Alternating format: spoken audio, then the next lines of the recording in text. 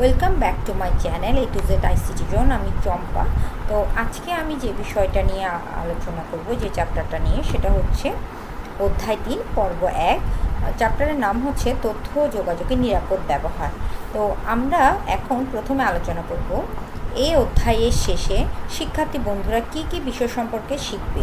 প্রথমেই তারা জানবে ফায়ারওয়াল সম্পর্কে ওরা বর্ণনা করতে পারবে, হ্যাকিং এবং হ্যাকার সম্পর্কে ওরা বর্ণনা করতে পারবে, ক্যাপচা জিনিসটা কি সেটা সম্পর্কে ওদের ধারণা হবে, আর নেটওয়ার্ক যদি নিষ্ক্রিয় হয়ে যায় বা ডিসেবল হয়ে যায় ওটার কারণ বর্ণনা করতে পারবে।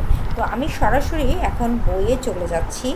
আমাদের যে পাঠ্য বইটা আছে ক্লাস 8-এর 2025 অনুযায়ী, বই অনুযায়ী আমি পার্ট 15 নিয়ে আজকে আলোচনা করব। পার্ট 15 নাম হচ্ছে নিরাপত্তা বিষয়ক ধারণা।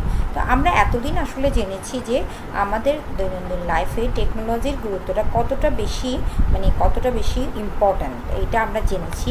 তথ্য প্রযুক্তি আমাদের ডেইলি লাইফে কত বেশি দরকার সেটা সম্পর্কে আমরা জেনেছি। আর আমাদের লাইফকে যদি আমরা সহজ করতে চাই, শর্টে কোনো কিছু করতে চাই, সুন্দরভাবে গুছাতে চাই, স্কিলফুল করতে চাই বা সুন্দরভাবে ম্যানেজ করতে চাই, তাহলে কিন্তু আমাকে অবশ্যই তথ্য প্রযুক্তির সাহায্য নিতে হবে।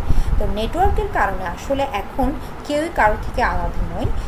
যে বিভিন্ন দেশে, আমি এখন আমার দেশে বসে অন্য দেশে আমার থাকা রিলেটিভসের সাথে, বন্ধু বান্ধবের সাথে আমি সুন্দরভাবে কানেক্টেড হতে পারছি সোশ্যাল মিডিয়ার মাধ্যমে, বিভিন্ন মেইলিং সিস্টেমের মাধ্যমে। যাই হোক, নেটওয়ার্কের মাধ্যমে কিন্তু আসলে আমরা সবাই সবার সাথে যুক্ত হয়ে আছি। তো এই নেটওয়ার্কের যে গুড সাইডটা আছে, এটা একদিকে চিন্তা করলে অনেক অসাধারণ একটা ব্যাপার, কিন্তু আরেকদিকে চিন্তা করলে এই নেটওয়ার্ক ইউজের কিন্তু একটা রিস্কও আছে। সেটা হচ্ছে নেটওয়ার্কে যেভাবে আমরা একজনের সাথে যুক্ত আছি, এখানে কিন্তু কিছু ডিসঅনেস্ট পার্সনও আছে যারা এই নেটওয়ার্কের ভিতর দিয়ে ঢুকে তারা প্রাইভেসিটাকে নিয়ে নিচ্ছে। তারা প্রাইভেট কিছু তথ্যকে তারা নিয়ে বাইরে ছড়িয়ে দিচ্ছে, বা প্রাইভেট তথ্যগুলোকে ব্যবহার করে তারা বিভিন্ন রকম অসৎ কাজগুলো করছে। তো যারা আসলে নেটওয়ার্কটা তৈরি করেছে, তারা এই তথ্যগুলোকে আসলে গোপন রাখার জন্য, মানুষের প্রাইভেট তথ্যগুলোকে গোপন রাখার জন্য তারা সবসময় চেষ্টা করেছে। আর তারা এই নিরাপত্তার নিশ্চিত করতে তারা যে অদৃশ্য একটা দেয়াল ইউজ করেছে, যাতে করে হ্যাকাররা এখানের ভিতর অসৎ ব্যক্তিগুলো যাতে ভেঙে ঢুকতে না পারে, তার ফাইলগুলো ডিস্ট্রয় করতে না পারে, স্পয়েল করতে না পারে বা ডিলিট করে দিতে না পারে। ওই জন্য একটা অদৃশ্য দেয়াল, যেটার নাম হচ্ছে ফায়ারওয়াল। আর এই যে পদ্ধতিতে তারা মানুষের প্রয়োজনীয় তথ্যগুলোকে আসলে তারা নিচ্ছে, প্রয়োজনীয় তথ্যগুলোকে দেখার চেষ্টা করছে, এই পদ্ধতিটাকে আমরা বলছি হ্যাকিং। আর যারা এই হ্যাকিংয়ের সাথে যুক্ত তাদেরকে আমরা বলছি হ্যাকার। তো এই নিরাপত্তা নিশ্চিত করতে নেটওয়ার্ক সংযোগের ক্ষেত্রে ব্যবহারকারীর জন্য কিছু প্রদত্ত নির্দিষ্ট কিন্তু পাসওয়ার্ড দেওয়া হয়। স্ট্রং পাসওয়ার্ড ব্যবহার করার জন্য বলা হচ্ছে। ডিজিট, অ্যালফাবেট, স্পেশাল ক্যারেক্টার যাতে মিক্স করে দেয়, এই জন্যই এটাই বলছে পাসওয়ার্ডটার সাথে ওভাবেই দিচ্ছে।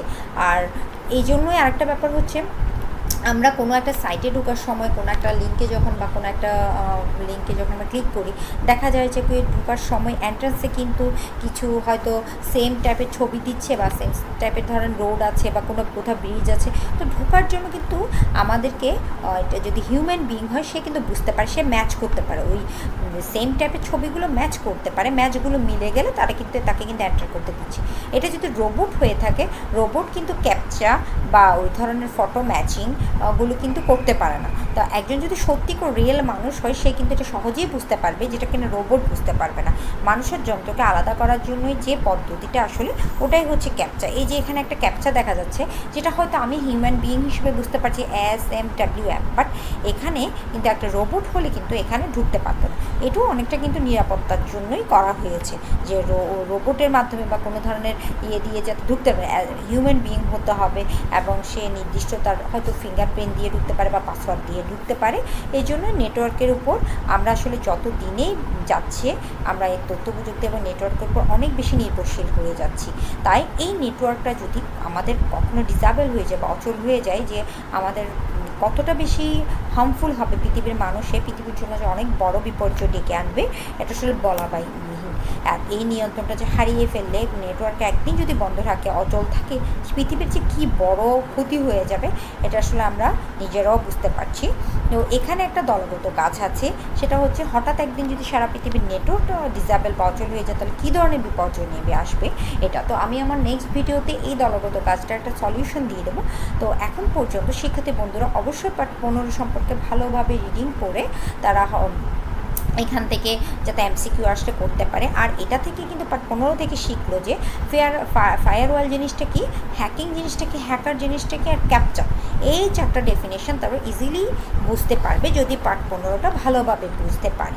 তো আমার ভিডিও যদি ভালো লেগে থাকে অবশ্যই লাইক কমেন্ট করবেন আর আমার চ্যানেলটা সাবস্ক্রাইব করতে একদমই ভুলবেন না। তো আমার ভিডিও দেখার জন্য সবার কাছে অবশ্যই ধন্যবাদ, সবাইকে ওয়েলকাম জানাচ্ছি আমার নেক্সট ভিডিওতে। তো আমি নেক্সট ভিডিওতে পার্ট 16 ক্ষতিকারক সফটওয়্যার সম্পর্কে আলোচনা করব। আজকে এখানেই আমি শেষ করছি। Thank you.